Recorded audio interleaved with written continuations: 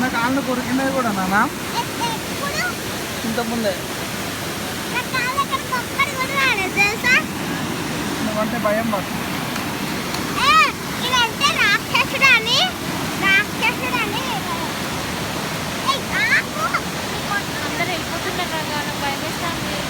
అందరూ నీకేమే